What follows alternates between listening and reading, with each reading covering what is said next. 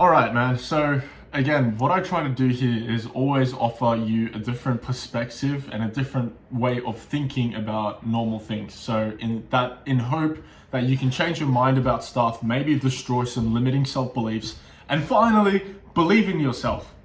I didn't know what to name this video, so I think I'm gonna name it like 5 reasons you need to get rich or something like that. Because honestly, I don't know like the title I'm gonna be talking about, but I hope to change your mind about making a shit ton of money today. You might feel a little bit guilty when you hear people making a lot of money or the idea of you making a lot of money. Maybe you're a student, you're about to get a job, you're about to start a business, maybe you're already making a decent amount of income. Maybe the income is enough for you to stay comfortable and be financially free, but it's not a lot of money where you might start to feel greedy, where you might start to feel like almost a hoarder, just hoarding all this wealth. And all over the news, all over the world, all over the media, you will hear the same thing time and time again. Rich people are evil, rich people own all the money in the world, all the assets in the world. They are the reason that we can't escape. They are the reason houses are expensive, that food is expensive, that everything is expensive. Money is the cause of all problems. Money leads to, evil shit. Money is evil. You get guaranteed you've heard this before. You might even believe this to a degree, and you choose consciously to not pursue more money because you think that it's going to make you righteous, right? If I stay with just $10,000 a month, that's enough for me. And it's not too much where, God might look at me and judge me and say, this man is holding too much wealth. You have to spread it. Don't listen to your family. If they say, hey, you're making all this money, it's evil. You should be doing something with it, whatever it is, right?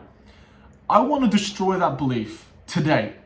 And I'm going to do this by offering you different scenarios that you can think about where you having shit ton of money can actually do good for the world.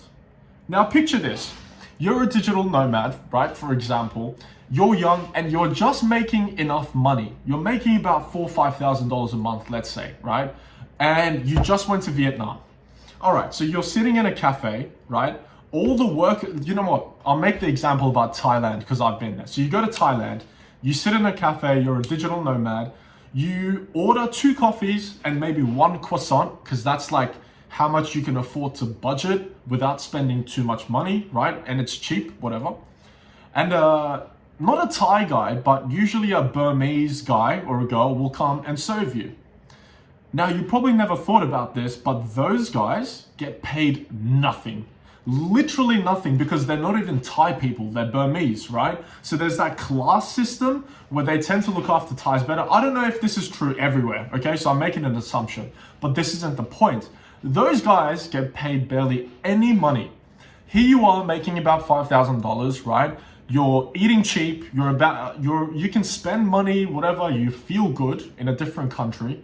Yet, here you are, here's this Burmese guy making barely any money, living in a fucking hut probably, in the tropics of Thailand, and you know how bad that is. Mosquitoes, caterpillars, centipedes, flies everywhere. It's sweaty, it's hot. He probably can't even afford air conditioning, right?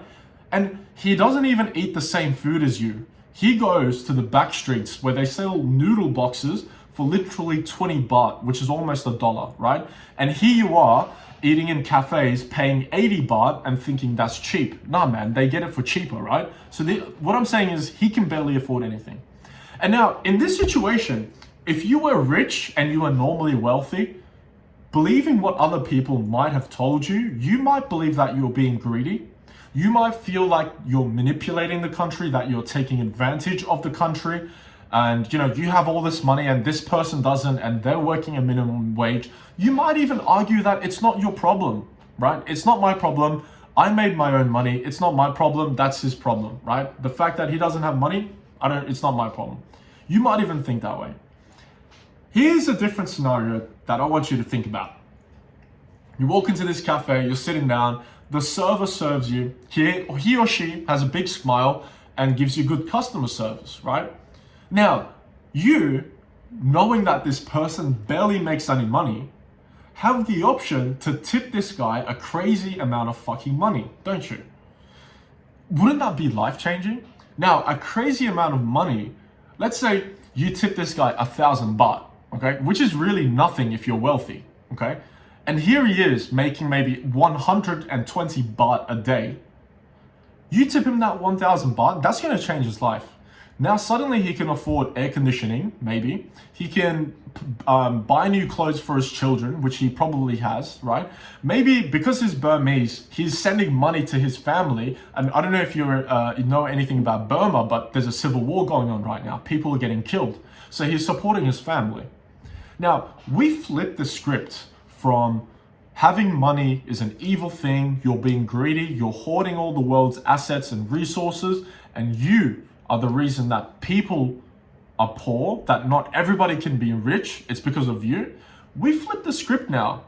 And now, like a good old African king back thousands of years ago, Mansa Musa, right? King Musa. Like him, we're going around, and whenever we feel that we get a lot of good service or that it's deserved, we give that money away like it's nothing. We tip it to the guy.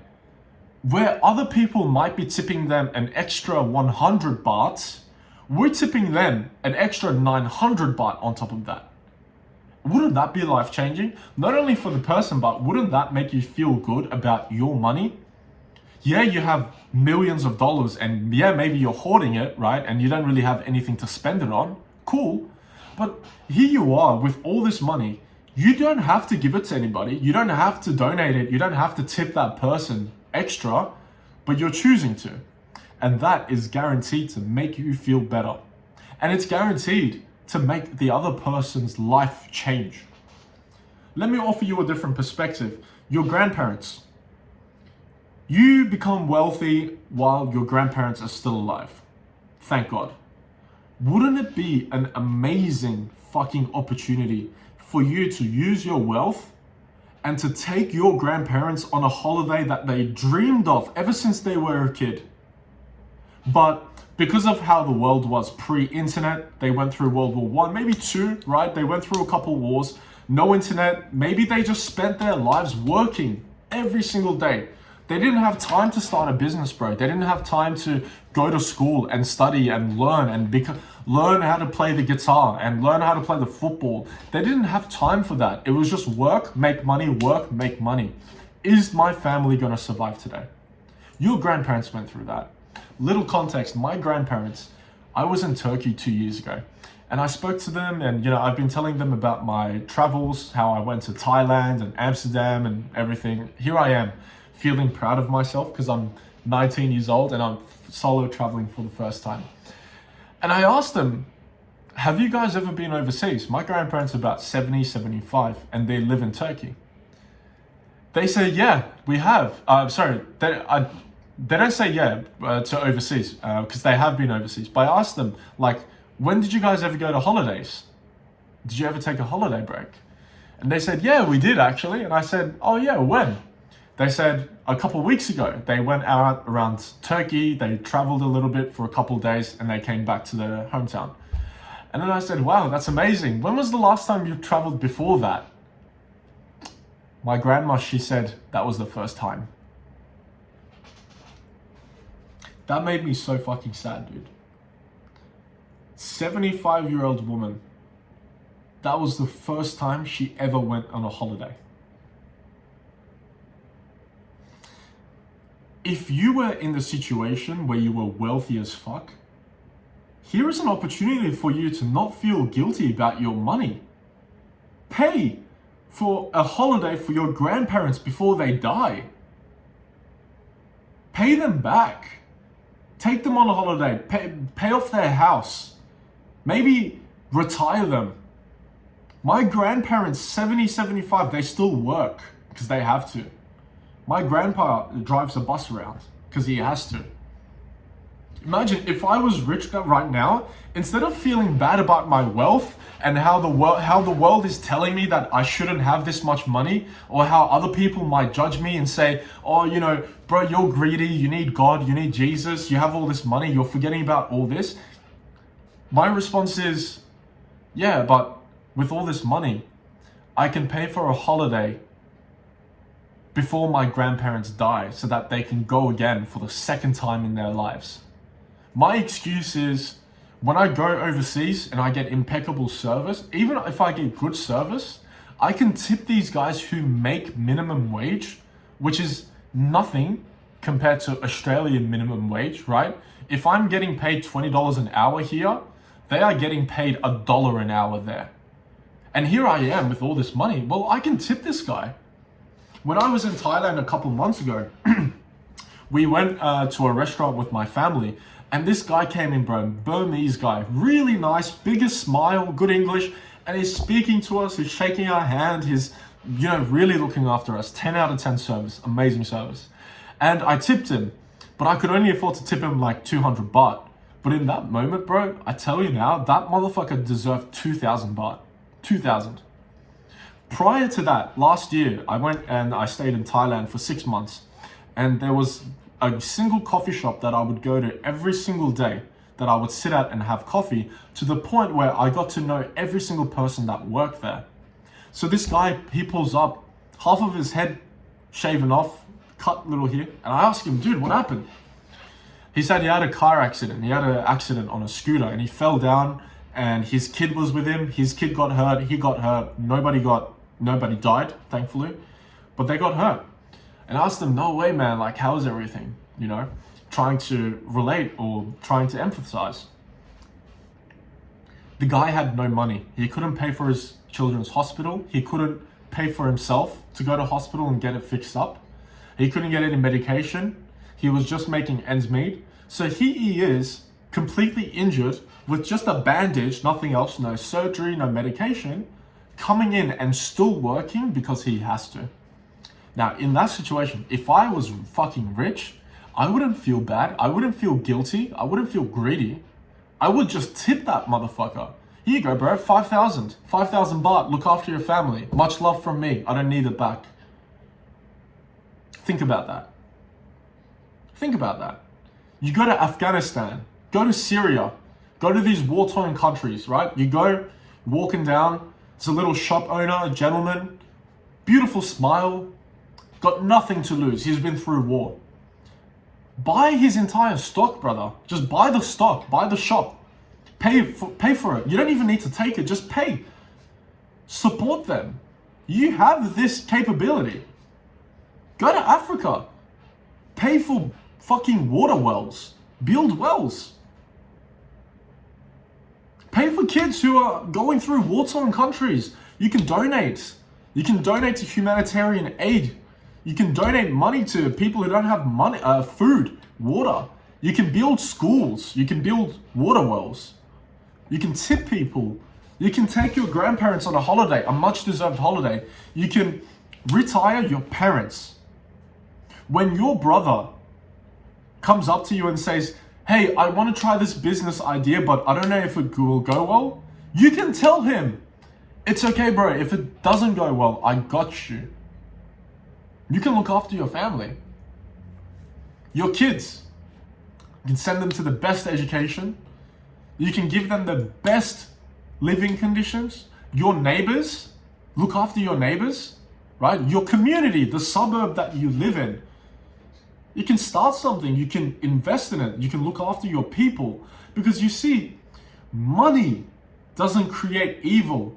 Money just gives you more choices. And it's up to you how you make those choices. Just like a grape can be used to make wine and make people drunk, or it can be used to make syrup and you can drink. Juice, you can use it, grape molasses. Two sides of the coin. You can do something evil with it, create alcohol, supply it to society and watch them drink and get drunk, or you can create a sweet drink out of it, right? Uranium, you can use it as nuclear power and power entire cities, or you can use it to create bombs that can wipe out entire cities in one drop. It's not that the uranium is evil. It's not that money is evil. It's the choices you make regarding that. So the next time somebody tells you, and this is the most important thing, your friends might have told you this, people you don't even know or care about, or society might tell you this. And I'll tell you this is really important. It's a projection, it's self-projection. Because the same people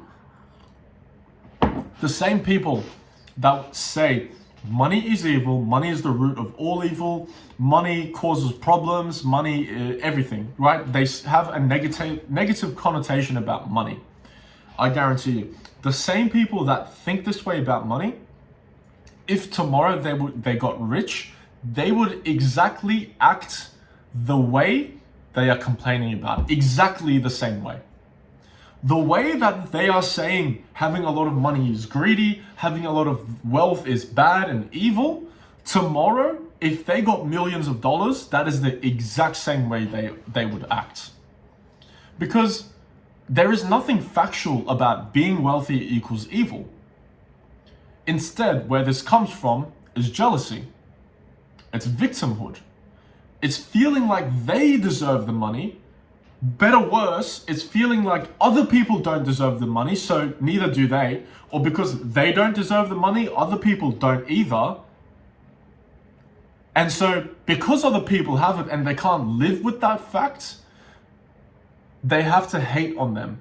It's a projection. It allows them to remain safe. It allows them to have a bit better image about themselves.